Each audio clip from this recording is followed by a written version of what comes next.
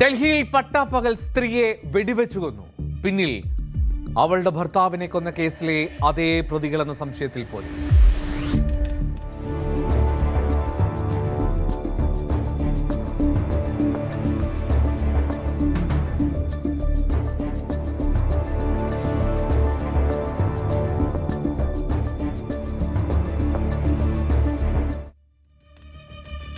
വടക്ക് പടിഞ്ഞാറൻ ഡൽഹിയിലെ ഷാലിമാർ ബാഗിലാണ് ഈ സംഭവം. പട്ടാപ്പകൽ 11 മണിക്കാണ് ഈ അരുംകൊല. മരിച്ചത് രചന യാദവ് എന്ന ഒരു വിധവയാണ്. ക്ലോസ് റേഞ്ചിലായിരുന്നു വെടിവെപ്പ്. തലയിൽ ബുള്ളറ്റ് തറച്ച് തൽക്ഷണം ആ സ്ത്രീ മരിച്ചു. നേരത്തെ ഡൽഹിയിലെ തന്നെ ബൽസ്വ എന്ന സ്ഥലത്തായിരുന്നു അവരുടെ താമസം.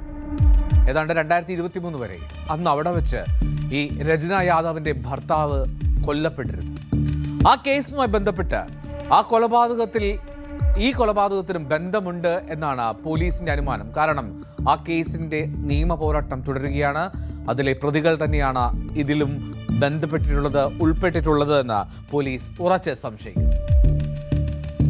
किसी के यहाँ से पड़ोस से आ रही थी, तो जैसे कि आपने मौके पे अभी देख लिया है, यहाँ पे इसको किसी ने सिर में एक गोली मारी है, जिसमें ये इसकी डेथ हो गई है। इस केस की बैकग्राउंड कुछ बलसवा गांव से रिलेटेड है। ये वहाँ की रहने वाली है और वहाँ पे इसके पति जिनका नाम विजेंद्र यादव है, उनकी शायद 2023 में या 22 में मर्डर हुआ था। उस केस की डिटेल्स हम अभी निकाल रहे हैं।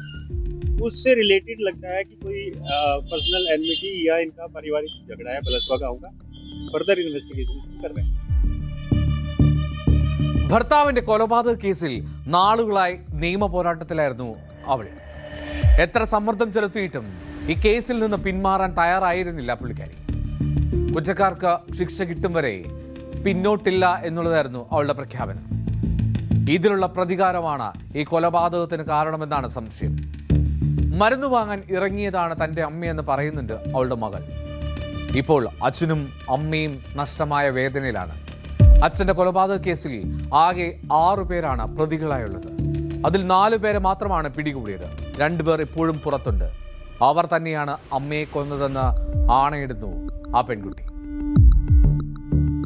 मेरे पापा का केस जो है वो गवाही पे आ गया था. मेरी मम्मी जो है मेन गवाह थी, जिसकी वजह से उन्हें यहाँ पे उन्होंने मुखबरी करके मार दिया.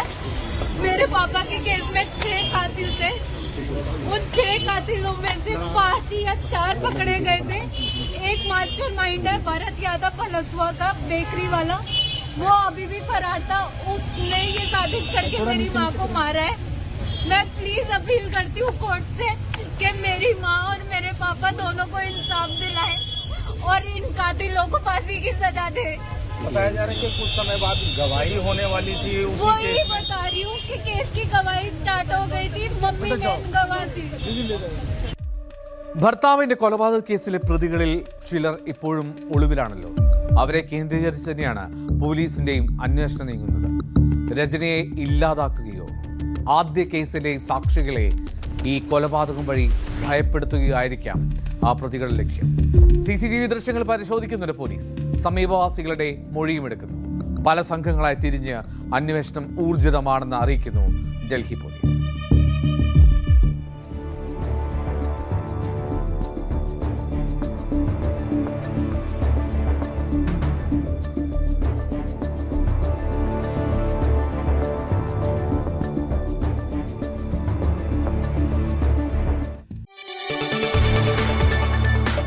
കൂടുതൽ വാർത്തകൾക്ക് News 18 Keralam YouTube channel subscribe ചെയ്യുക.